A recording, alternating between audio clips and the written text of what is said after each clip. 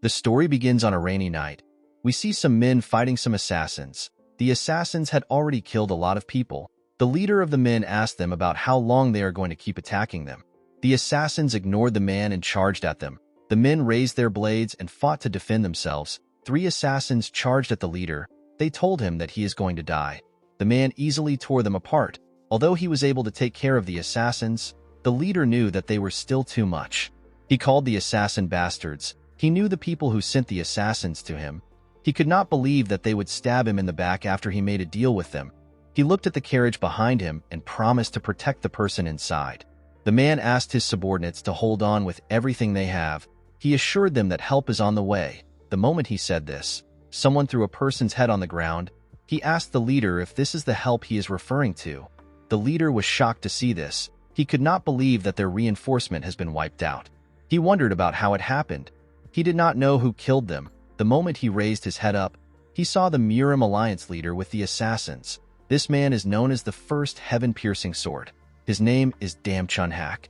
Chunhak walked up to the leader. He said that the power of the Ice Pavilion is truly formidable. He told the leader that he never expected them to be able to put up a fight against them. The leader smiled when he heard this. He said that he never expected him to be cocky.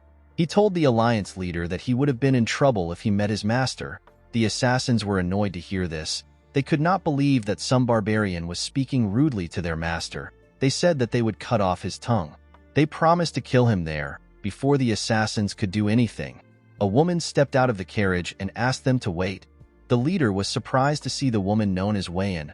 Wayan asked him to not worry about her. Chunhak asked the assassins to back down when he saw the woman. Wayan walked up to him. Chunhak could not believe that his daughter was deceived by barbarians and ended up running away. He told her that he has never been so embarrassed before. He stretched out his hand and told her that everyone makes mistakes. He said that she can be forgiven. He told her that he is going to give her one last chance to return as her father. He believed that she was going to make the right choice because she is smart. Wayan asked her father if he will let the men live if she goes back with him. Chunhak glared at her. The woman understood what he was trying to say. She apologized to him. Chunhak did not expect the apology. He realized that she wasn't leaving with him. He raised his sword. The leader was shocked to see this. Chunhak used his sword to cut his own daughter down. He turned around and said that he no longer has a daughter.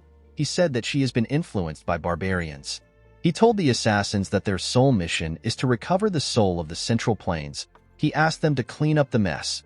The assassins rushed to attack the injured men when they heard this. The leader took out 3 assassins that came close to him. He asked his men to fight till the end. The men accepted his orders and began to fight without fear. While she was on the ground, Wayan told herself that she needs to return somewhere. She apologized to someone in her head for not keeping her promise. She said that it will be different next time. The scene shifts and we are taken to a palace. We see someone reporting to his master. His master asked him to repeat what he said. His master's name is Seol Mudak.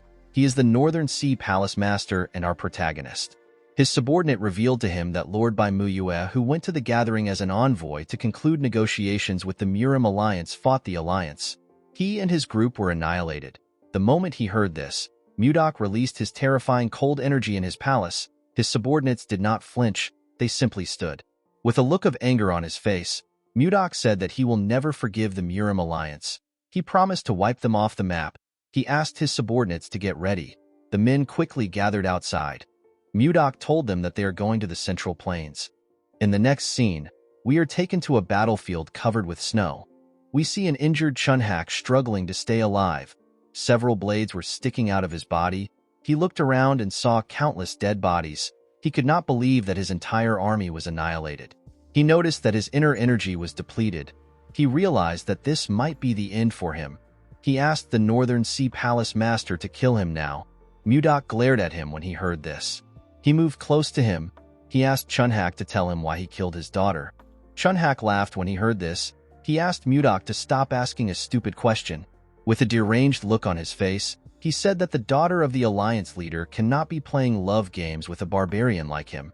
He said that it would have been a bigger mistake to let Wayan live. Mudak raised his hand and gathered his energy. With a creepy smile on his face, Chunhak told our boy that he won't get what he wants the most even though he took over the Central Plains.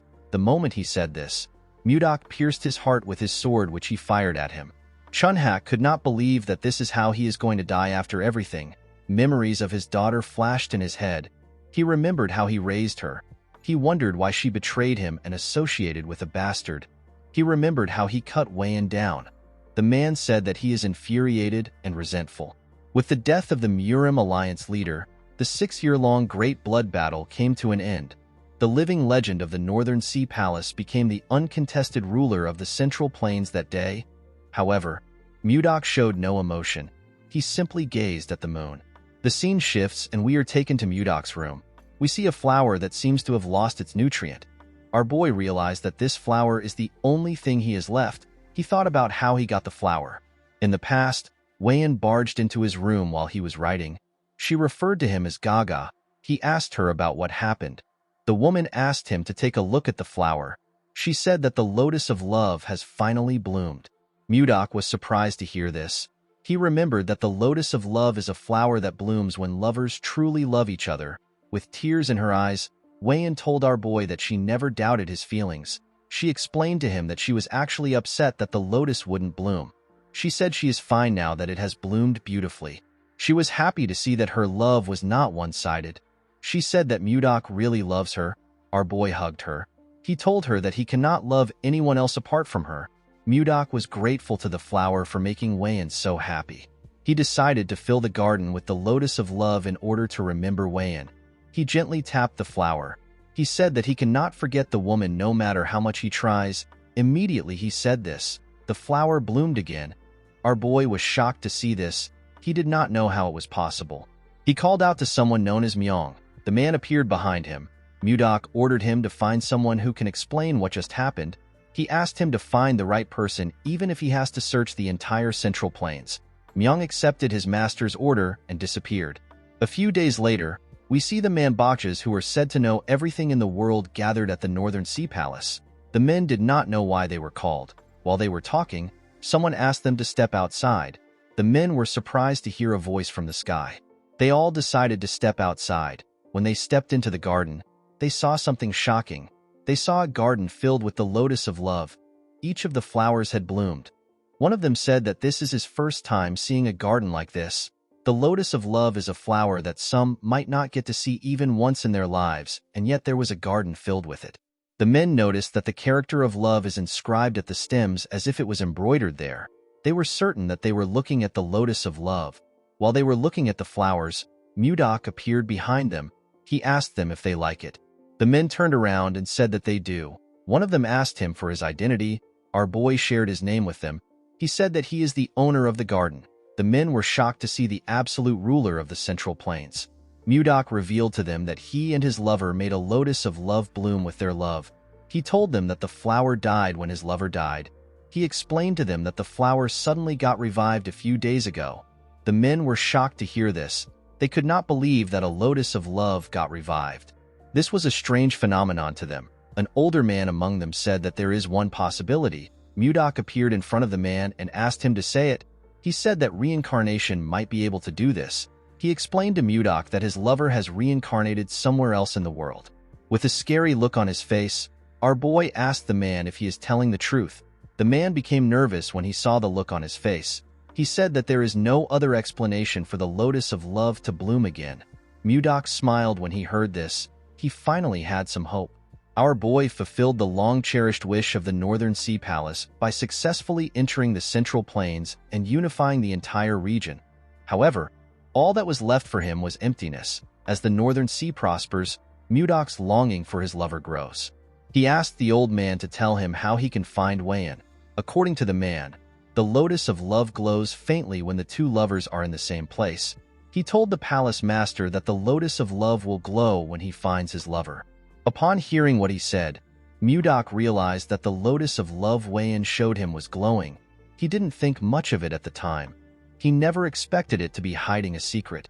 The wise man explained to Mudok that it will be difficult for him to carry a live flower around. He advised him to craft the lotus of love into a jewel to carry with him. Our boy asked him if it is possible to do this. The man told him that it is. Mudok turned around and told the man that he will entrust everything to him. He said that they will depart in 10 days. He asked him to make all the preparations by then. The man accepted his order. Mudok revealed to the Manboxes that they will each receive 100 niang of gold if things go well. The men were shocked to hear this. They asked him if he is serious. Mudok told them that he will be leaving now. The men bowed their heads and asked him to take care. Inside his room, our boy looked out his window. He could not believe that he has been given some hope again. He promised himself that he will not let go of this hope. He said that he will find Wei-in no matter where she is. He asked his lover to wait for him. In the next scene, we are taken to a ship. The ship was sailing somewhere. We see Mudok inside the ship. He was looking at a map. He noticed that he had been to most places. He realized that the last place left is Hainan. It has been 3 years and 5 months since our boy started searching for Wei-in. He did not find her anywhere in the Central Plains during this time. Mudok advanced from the transformation realm to the profound realm and experienced complete metamorphosis twice. Our boy believed that his lover must be in Hainan. He touched his jewel and remembered what he said to her. The scene shifts and we are taken to the past. We see Mudok bang the table. He told Wei-in that she doesn't need to go. He asked her about why she wants to leave. Wei-in explained to him that her father has personally decided to attend this negotiation. She said that her father will understand his intentions if his daughter attends the negotiation. Mudok told her that the negotiation might be a trap. Wei-in explained to him that she wants to trust her father for once. She begged him to let her attend the negotiation. After thinking about it, our boy gave in to her request. He asked her to return immediately if anything seems off. Wei-in was happy to hear this. She put her hand into her cloth. She told Mudok that she wants to give him something. Our boy asked her about what it is. She took out a necklace and said that it is a keepsake from her late mother. She said that her mother told her that the necklace has the power to return to the person who gave it out. She gave Mudok the necklace and told him that it will always bring him back to her. With a smile on her face, Wei-in asked her lover to not worry. She promised to never leave his side. Mudok realized that he should have stopped her back then. While sleeping, our boy hears people yelling above him. They said that a storm is coming. When he went to the deck, he saw everyone desperately trying to hold on to the ship. Mudok never expected a storm to suddenly appear. He noticed that he was under the shadow of something. When he turned to the side, he saw a huge wave that was ready to swallow the ship. Mudok covered his body with protective chi. He held himself down with a technique known as the 1,000-pound hammer. This technique protected him when the water pushed some people on the ship. People were pushed into the sea. They screamed out for help. A little girl and her father called out to the mother in the water. Mudok quickly raised some planks next to him with a technique known as telekinetic grasp. He fired the planks into the water and used it to grab the people inside the water. He wanted to drag them back to the ship. Before he could do anything, a man next to him said that the wave is coming again. Immediately the man said this. Mudok turned around to see the ridiculously large wave. The people on board began to lose hope. They held on to anything they could. Our boy knew that the ship couldn't take another wave. He realized that there was only one option left. He placed his hand on his sword and slowly pulled it out. His sword released a cold energy as it was taken out. The people did not understand why everywhere was so cold. Mudok decided to freeze the wave. He wanted to use a technique called freezing ice wind. Before he could use the technique, the jewel began to glow. Mudok was shocked to see this. A bright light from the sky pierced through the wave and shined on him. Our boy used his hand to cover his face from the blinding light. Mudok began to float. He suddenly disappeared while he was in the air. After he disappeared, something incredible happened. The storm disappeared and the cloud cleared up. The people did not understand what was happening. When Mudok opened his eyes, he found himself in a cramped space. He realized that he was in a carriage. Our boy did not know how he got here. He was certain that he was just fighting a storm in the middle of the sea. While he was trying to think, he hears someone scream. He realized that someone was close by, outside the carriage. We see different men running away from giant mosquitoes. The mosquitoes caught some of the men and injured them. 2 girls hid next to a tree and watched as the men ran. A man holding a knife referred to the girls as Savina and Annie. A boy next to him told them that they will save them. Mudok destroyed the carriage with his energy and crushed some mosquitoes next to it. The boy and the man turned around when they heard the loud sound. The leader of the group was shocked to see that the first-class carriage was destroyed. When the dust cleared up, they saw Mudok standing next to the carriage. Our boy assumed that he was in a forest somewhere in the Central Plains. When he looked around, he saw the merchants. He noticed that they looked different and had different clothes. He assumed that they were foreigners. He believed that he was in a different part of the Central Plains. When Mudok looked up, he saw giant flies. Our boy was shocked to see them. He had never seen flies this big. The fact that they were foreigners and huge flies in front of him, Mudok began to wonder about the place he is in. One of the flies rushed to attack him. Our boy easily dodged the attack.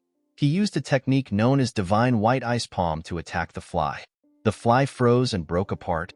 Mudok could not believe that a mere beast would attack a human just because it grew a little bigger. He said that this is unforgivable. He gathered his energy and charged at the monsters. He froze all of them in an instant. The flies immediately exploded and turned into tiny ice shards. Our boy believed that this is enough for some pathetic bugs. The merchants were shocked to see what he did. The leader walked up to Mudok and tried to talk to him. He said that his name is Edmund Roll. He said that he is the leader of the Roll Merchant Association. Edmund bowed his head and thanked Mudok for saving their association. He referred to our boy as a magic swordsman and asked him if he can tell him his name. Unfortunately for Edmund, Mudok did not understand a single word he said. Our boy was still able to tell that the man was thanking him due to his gestures. He told Edmund that he does not understand foreign languages. He asked him if there is anyone who can speak the language of the Central Plains. The merchants did not understand what he was saying. Edmund turned to the man with glasses and said something to him. Mudok tried to ask the man if there is truly no one who understands the language of the Central Plains. He wondered about how he was going to explain things to them.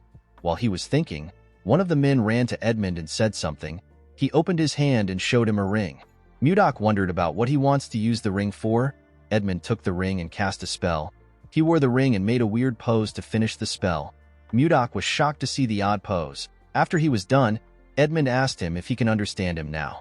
Our boy was surprised to see this. He could not believe that he is now able to speak the language of the Central Plains fluently. He asked him if this is the power of the ring. Edmund was surprised to hear about the language of the Central Plains. He introduced himself again and thanked Mudok for saving them. He referred to him as Sir Magic Swordsman and asked him for his name.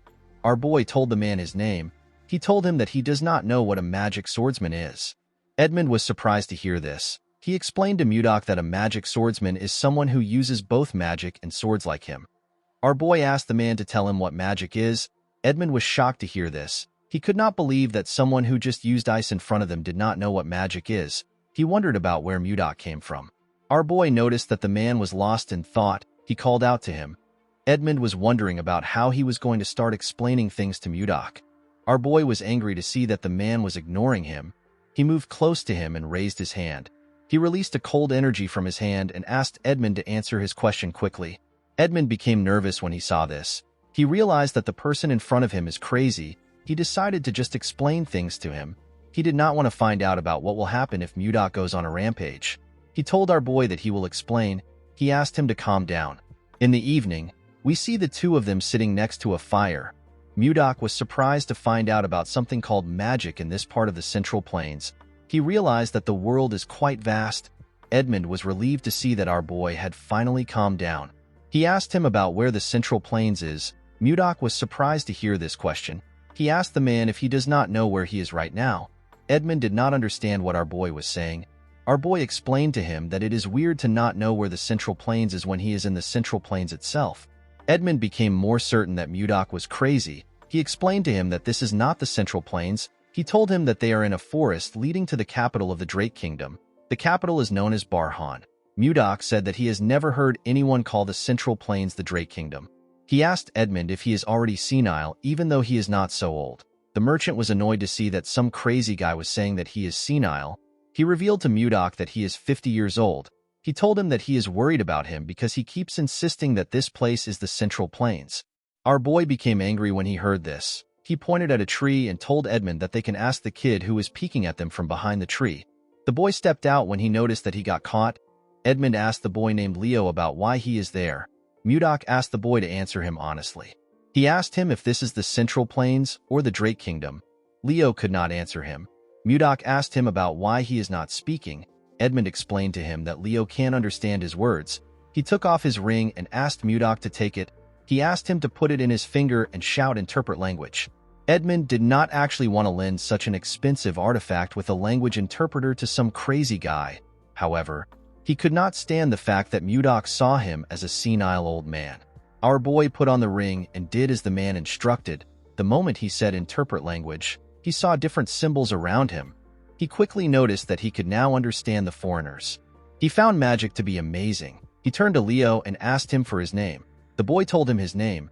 Mudok asked Leo if they are in the Central Plains or the Drake Kingdom. Leo asked him about where the Central Plains is. He explained to him that this is a forest leading to Barhan.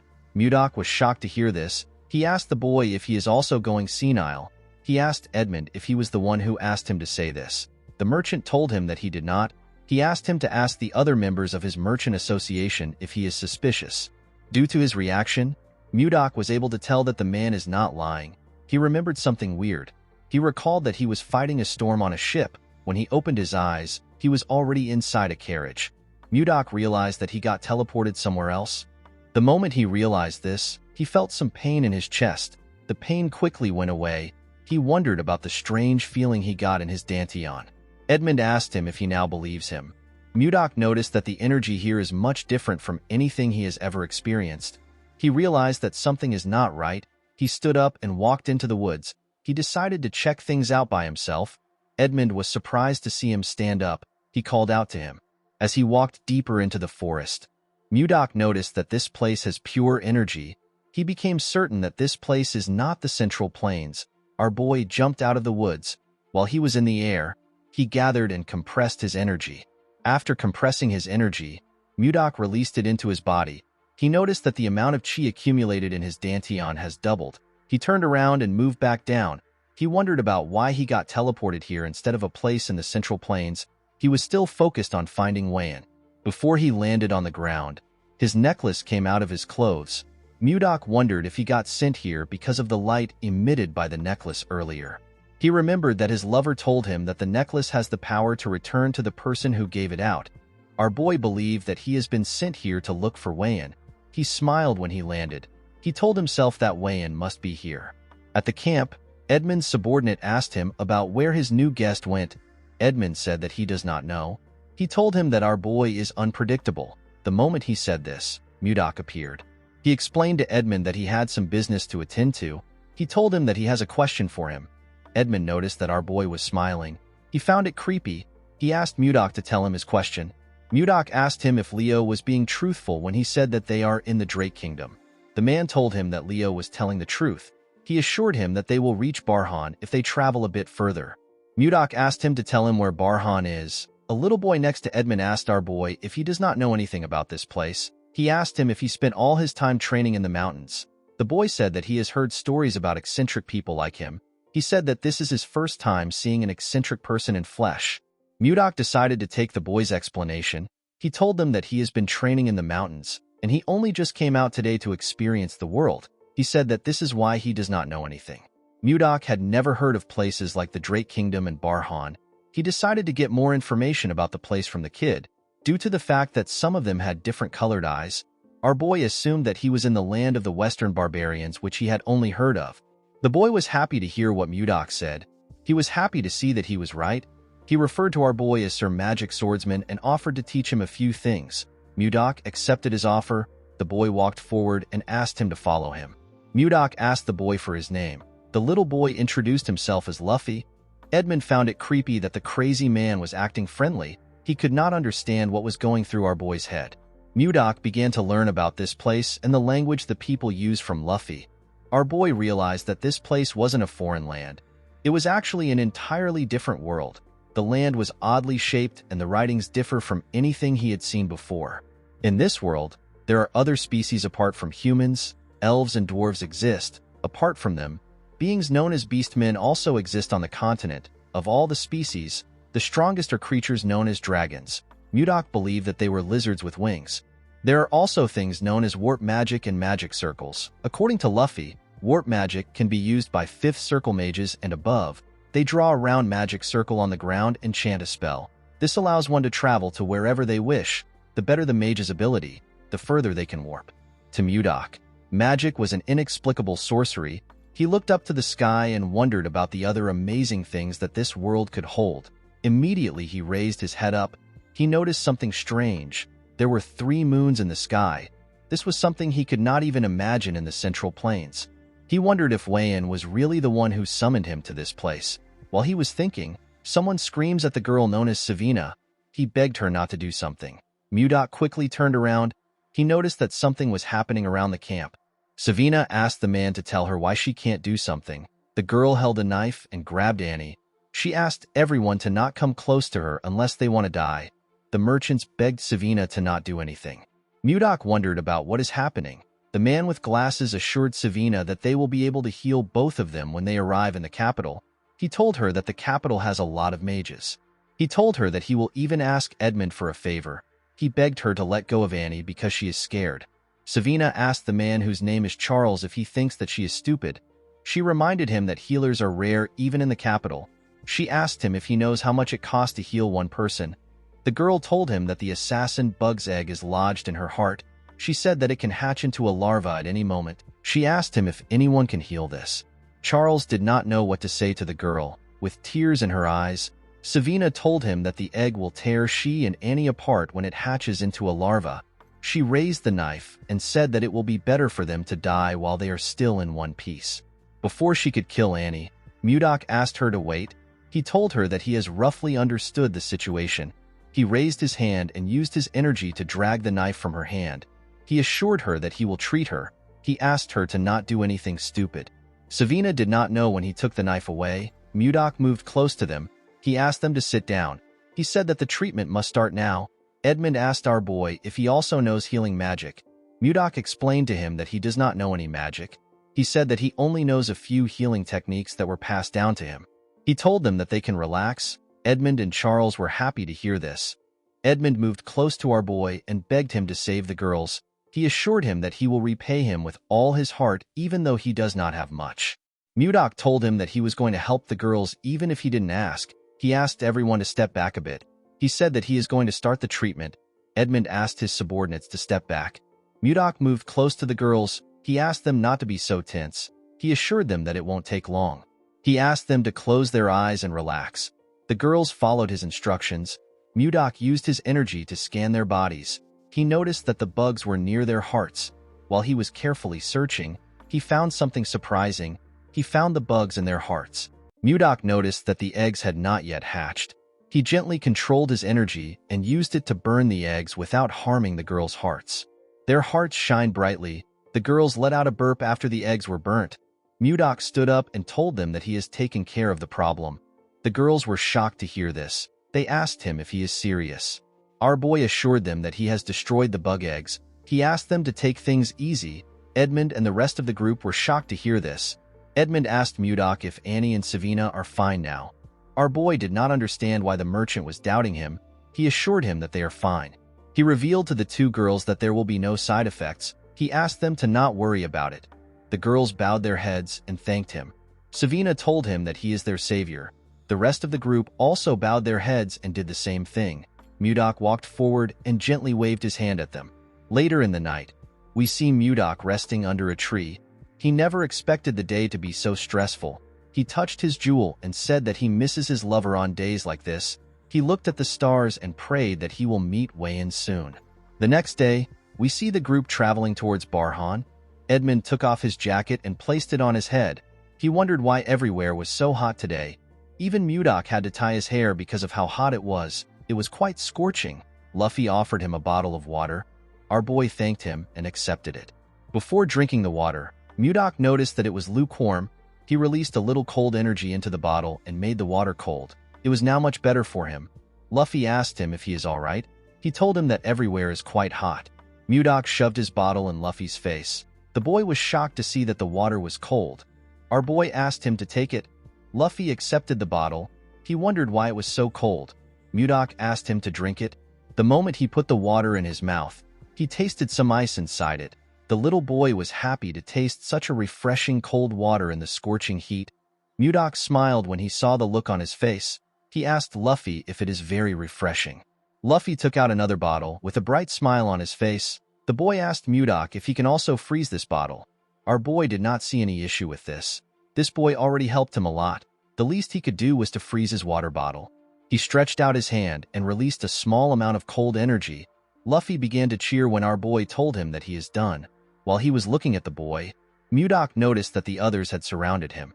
They all held out their water bottles and begged him to freeze it for them. They wanted to taste the refreshing ice water that Luffy drank. Of course, this was not difficult for Mudok, but he knew that he might create more stress for himself if he grants their request. Edmund tapped one of his men and asked him about what is happening. He moved close to them and asked someone to explain what is happening to him. Luffy revealed to him that Mudok made some ice water. He told him that the seniors now want to drink this cold water. With a weird look on his face, Edmund called out to Mudok. Our boy asked him if something is wrong. Edmund went on his knees and presented his bottle to him. He said that he also wants some ice water. Our boy was surprised to see this. He asked the man to give him his bottle. Mudok decided to stay with this caravan in order to learn more about this world. This people already helped him in solving the biggest problem he had. This problem was the language barrier. Our boy did not see it as a big deal to give out ice water to them. He froze Edmund's water for him. The man thanked him. He quickly drank the ice water. Edmund noticed something odd. He told Mudok that something is strange. Our boy did not expect this. Edmund asked him about how he created the ice. Mudok asked him about why he is asking the question. He asked him if something is wrong. With a bright smile on his face, Edmund told our boy that the ice is absolutely perfect. He revealed to him that he has tried all the ice available on the continent. He said that he has never tasted this kind of ice before. The ice water was on another level to the man. He told Mudok that he is quite amazing. Mudok had never heard about ice being tasty. He said that he merely froze the water. He asked Edmund to tell him what he means when he says that the taste is different. According to Edmund, when creating ice, it is common to use the cold attributes of mana in the air to freeze water directly. It can also be done by gathering moisture from the atmosphere. During this process, impurities from the mana gets mixed into the ice. This affects its taste, however. Since each mage has a unique mana signature, it is rare to find someone who can create pure ice. It is basically hard to get pure ice. Edmund told Mudok that his ice is incredibly pure. This is why it tastes so good. Our boy now understood why the group reacted so enthusiastically. He could not believe that something as simple as ice would get him this kind of reaction. He almost felt pity for them. Since he was in a good mood, Mudok decided to create more ice. With a smile on his face, he released his energy. Before he could do anything, Edmund called him Sir Magic Swordsman. Our boy asked him if there is something wrong. Edmund pointed his hand at the sky and said that he has a proposal for him. A few days later, we see Charles directing some men carrying buckets filled with water. He asked them to take the buckets to the back of the store. At the back of the store, we see Mudok gather his energy. He used it to freeze the buckets of water in front of him. He turned the water into ice cubes. The merchants clapped for him when they saw this. They rushed to carry the buckets. While looking at them, Mudok thinks about what led him to this place. The scene shifts and we are taken to the past. We see Mudok shocked after hearing Edmund's proposal. The man explained to our boy that he wants to revive his merchant association by selling the ice that he makes. He became nervous when he said this. Mudok realized that Edmund had a hidden agenda when he kept going on about how refreshing the ice is. Edmund told our boy that fourth circle mages who can make ice are too arrogant and end up making subpar ice. He told him that they need to target this market. Mudok could tell that Edmund does not have any ill intentions. He actually wanted to revive his struggling merchant association. Our boy did not want to offer his service for free. He decided to negotiate. He told the merchant that it will be a 70-30 business. Edmund asked him to explain what he means. Mudok told him that he will take 70% of the profit because he is making the ice, while Edmund will take 30% for selling it.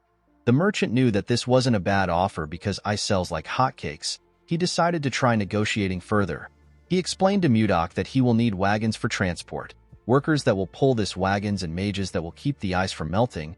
He told him that the upfront cost is quite significant. He asked our boy if he can make some adjustments to the percentage. Mudok told him that he will reduce it to 60-40. The man was shocked to see that our boy easily accepted it. He took out a paper and told Mudok that they need to draft a contract. Mudok agreed to the negotiation because this place was a good place for him to learn about this world. The business was actually booming more than he expected. While they were trying to sort things out, Charles barged into the room. While breathing heavily, he told Edmund that he needs to come out for a moment.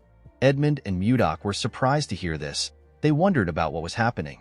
At the front of the store, we see a large amount of people shouting. They said that they wanted to buy the ice candy. someone begged the association to sell some of their ice to them. One man introduced himself as Arnold. He said that he came from Narrow City to do business with their merchant association. Edmund asked the people to form a line. They ignored him and continued shouting. The man did not know what to do. While they were shouting, someone asked them to keep quiet in their heads. Everyone was shocked to hear a person's voice in their heads. Edmund quickly turned around. He knew that only Mudok was capable of doing this.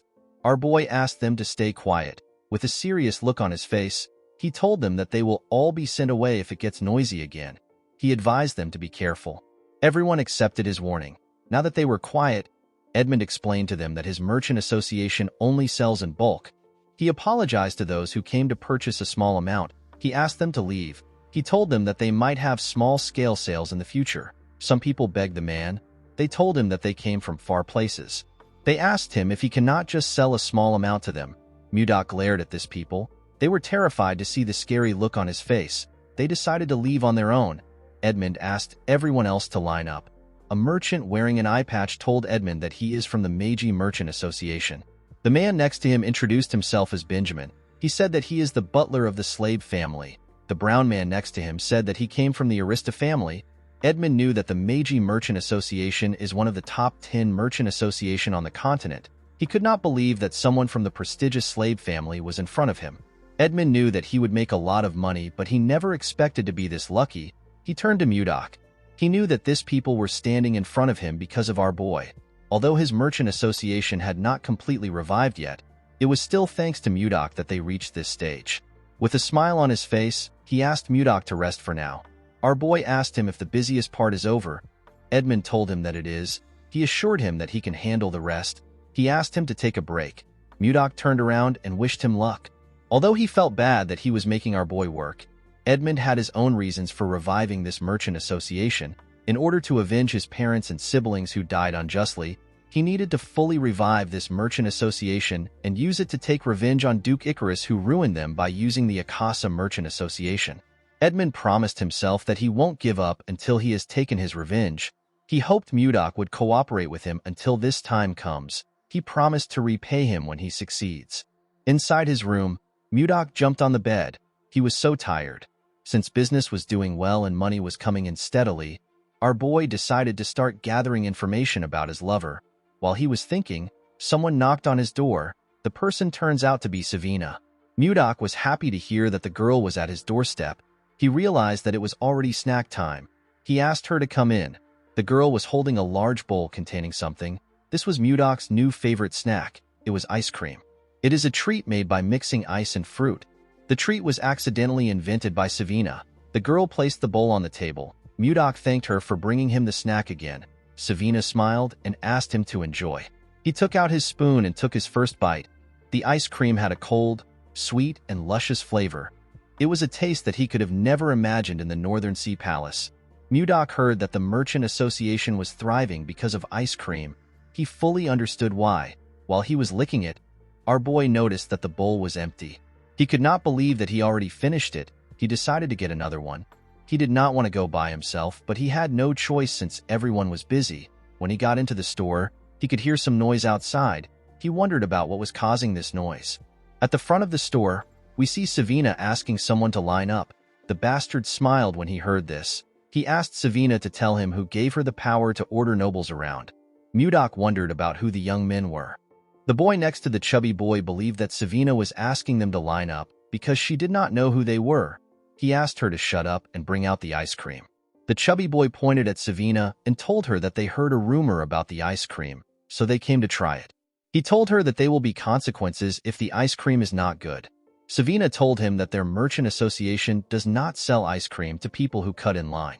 She asked the boy to understand. This only made the chubby boy angrier. He could not believe that she wanted them to line up like commoners. He said that it is already annoying that they are in the same place as mere peasants. He did not like the fact that she was asking him to join the queue. He asked her if she has a death wish. Savina told the idiot that she does not serve ice cream to nobles just because of their status. The boy asked her if she is trying to defy a noble. The girl knew that Mudok would protect her if things go wrong. She decided to speak freely. She told the boy that he is not making sense. She said that she is simply stating the rules. The other boy was annoyed to hear this. He called the girl a wretch. He took out his sword and asked her if she really wants to die. Savina was not scared to see his sword. The boy was annoyed to see this. Before he could do anything, their third friend tapped his shoulder. He called him Samuel. With a cold gaze in his eyes, the boy asked Samuel to not act rashly. He asked him if he wants to lower their dignity. Samuel became nervous when he saw the look on his friend's face. He apologized to him. The boy walked up to Savina. With the same look in his eyes, he told her that they came to try the ice cream. Savina did not like his cold gaze. Her heart felt like it was freezing. She began to tremble. The boy told her that he doesn't like waiting. He asked her to bring it out now. Savina was lost in his gaze. With a shaky tone in her voice, she asked him to wait. Someone called out to Savina. The person turns out to be Edmund. The man reminded her that their merchant association does not sell ice cream to those who cut in line. He asked her if she forgot. Savina apologized to the leader. Mudok could tell that Edmund had something against this young man for him to have such a strong reaction. With a look of anger on his face, Edmund asked the boy to leave. He told him that he cannot tolerate any further disregard for their rules. The two boys were annoyed to hear this. They believed that Edmund was insulting nobles. The man asked them to not be mistaken. He told them that there is another reason why he won't sell ice cream to them. The boy who appears to be their leader asked Edmund for his reason. With a look of anger on his face, the merchant asked the boy to question Duke Icarus by himself. Charles and the other merchant were shocked to hear their leader mention the Duke's name. The boy asked Edmund about how he knows his father. The moment he said this, he noticed that Edmund looked familiar. He recognized the man's eyes. With a creepy smile on his face, the boy asked Edmund if he is one of the leftovers from the Roll Merchant Association. His friends were shocked to see the smile on his face. They knew that Justin only smiles like this when he is angry. Justin took out his sword. He told Edmund that he must pay for the crime of insulting a noble with his life. The moment he said this, he swung his sword at the man. Edmund closed his eyes out of fear. He could not believe that he will not be able to avenge his family before the sword could touch him. Mudok blocked it with his hand. Edmund was surprised to see him. Mudok swung his hand and pushed the boy back. Justin was annoyed to see this. He called our boy a bastard. He asked him if he has a death wish. Mudok could not believe that this nonsense happened when he came down to get some ice cream. He never expected Justin to try to kill someone just because they told him that they don't sell ice cream to people who cut in line. He found this to be absurd. He told the bastard that he really has no manners. He told him that he will use this opportunity to teach him some manners. Justin became angrier when he heard this. He put his energy into his sword and charged at our boy. He told him that he will kill him. Mudok easily dodged his first attack. Justin began to attack him more fiercely. Our boy dodged the attacks without stressing himself. He gently smiled at Justin as he dodged his attacks.